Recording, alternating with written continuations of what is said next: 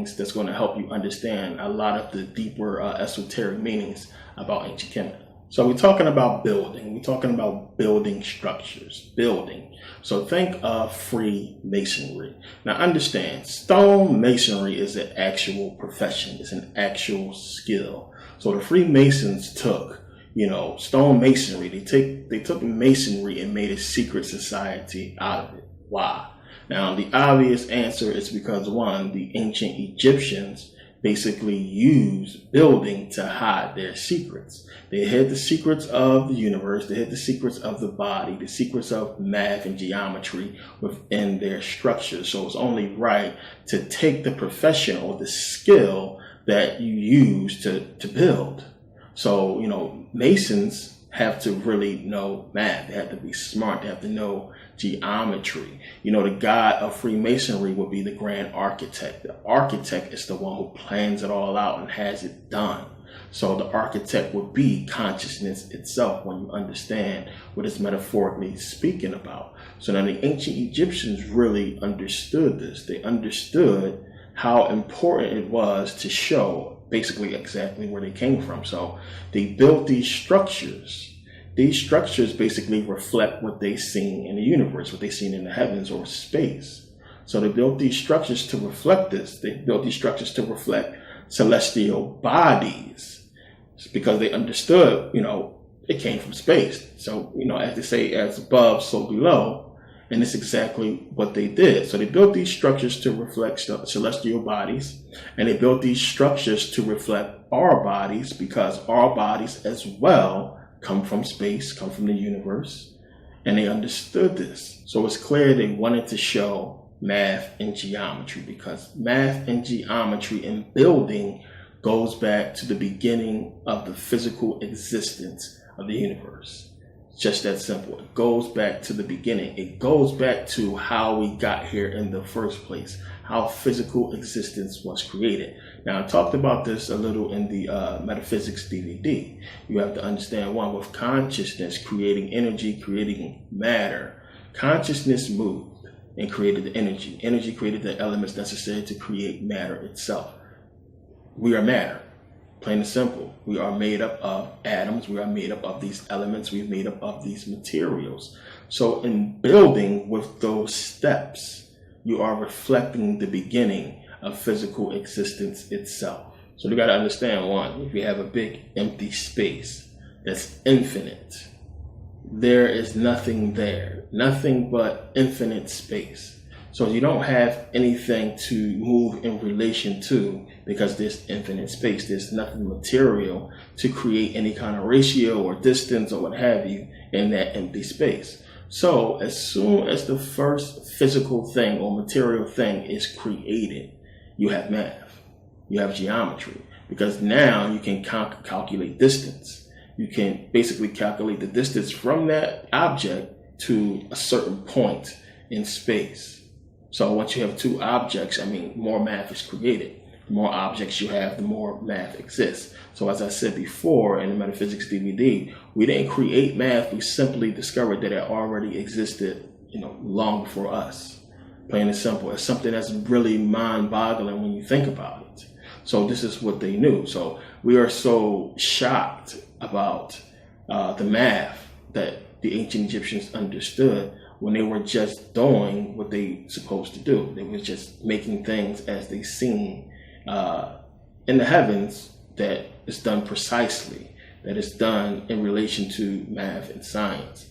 So when you have this energy that's creating these elements and creating material, and you understand that this is where we came from, they were reflecting exactly what they understood in the cosmos here on Earth, because they understood this is how physical existence came to be.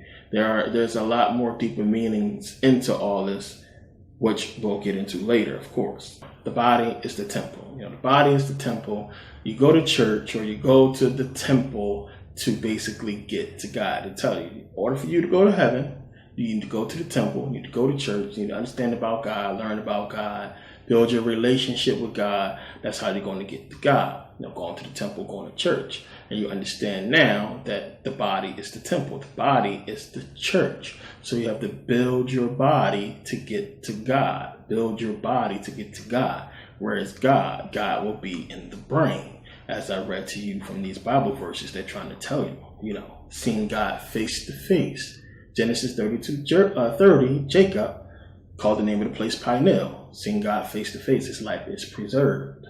So it's telling you God sits in the brain. So it's talking about the pineal gland. It's talking about masculine and feminine kundalini energy to help activate that third eye, to help open that pineal gland, to help grow your consciousness and energy. So again, the Egyptians built the temple representing the body, but they also built the mind, the brain, representing the energy or God, where everything is going to happen at, upon your death. So you have to understand that. You have to understand, one, why is it masculine and feminine energy? You have yin, feminine negative energy, yang, masculine positive energy. Why is that? What's going on with that situation? I talked about this in Saturn, Satan, part 1. We talked about duality. And of course, the brain also has a dual nature. You have two hemispheres. You have the left side, and you have the right side. But you also have what's called the flax cerebri. It says the flax cerebri is a sickle-shaped fold of dura matter that lies in the midline between the two cerebral hemispheres. Its narrow end in front is attached to the internal frontal crest and the cristae galli. Its broad posterior part bends in the middle line with the upper surface of the tentorium cerebelli. Now, the flax cerebri is sickle-shaped, and that's one of the things you'll see as I read, that they always pertain to a sickle shape. So when you look at it, you can see what it's talking about. So you have the flax cerebri, which is the sickle-shaped curve. You have at the back base the tentorium cerebelli. Right below that, right under it, you have the reptilian brain. So the reptilian brain is kind of sort of cut off by the flax cerebri and the tentorium cerebelli.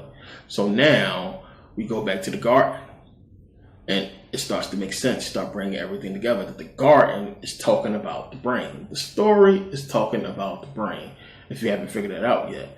So, you have in the garden, you have the garden dealing with the serpent, the reptilian brain and everything, which will be right under the tentorium cerebelli and the flax cerebri, which is a sickle-shaped curve.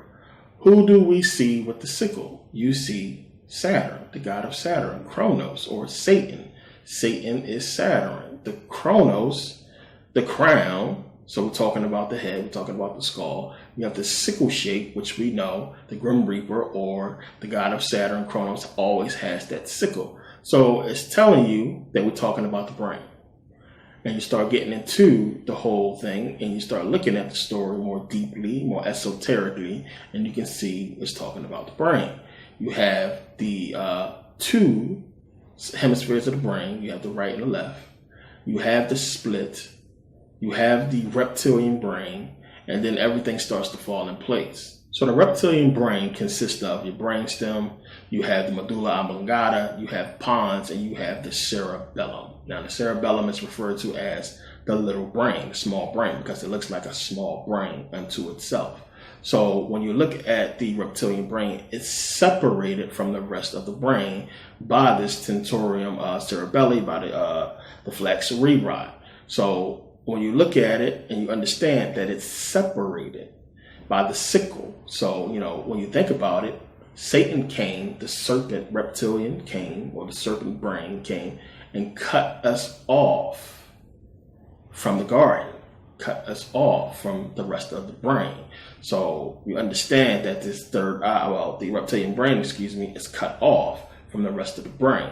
So it's attached. So we fell in consciousness, and now we have a dual nature of the brain. You have the upper hemisphere, which will be considered heaven, and you have hell, which would be considered the lower brain or the reptilian brain.